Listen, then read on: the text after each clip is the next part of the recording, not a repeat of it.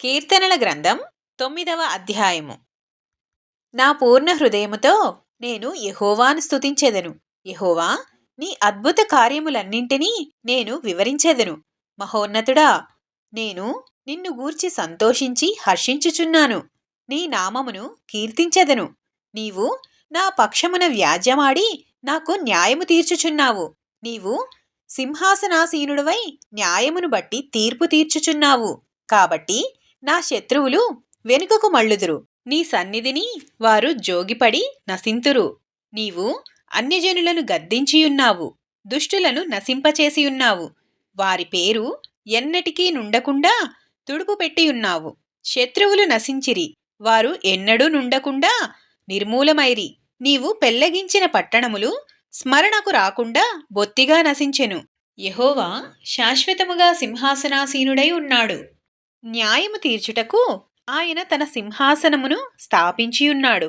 యెహోవా నీతిని బట్టి లోకమునకు తీర్పు తీర్చును. యథార్థతను బట్టి ప్రజలకు న్యాయము తీర్చును. నలిగిన వారికి తాను మహాదుర్గమగును. ఆపత్కాలములలో వారికి మహాదుర్గమగును. యెహోవా, నిన్ను ఆశ్రయించు వారిని నీవు విడిచిపెట్టువాడవు కావు. కావున నీ నామమెరిగిన వారు నిన్ను నమ్ముకొందురు. సియోను వాసియైన యెహోవాను కీర్తించుడి.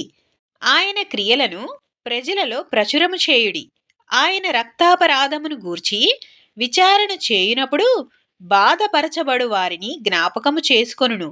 వారి మొరను ఆయన మరువడు. నేను నీ కీర్తి అంతటినీ ప్రసిద్ధి చేయుచు సియోను కుమార్తె గుమ్మములలో నీ రక్షణను బట్టి హర్షించునట్లు యెహోవా, నన్ను కరుణించుము. మరణద్వారమున ప్రవేశించకుండా నన్ను ఉద్ధరించువాడా, నన్ను ద్వేషించువారు నాకు కలుగజేయు బాధను చూడుము. తాము త్రవ్విన గుంటలో జనములు మునిగిపోయిరి.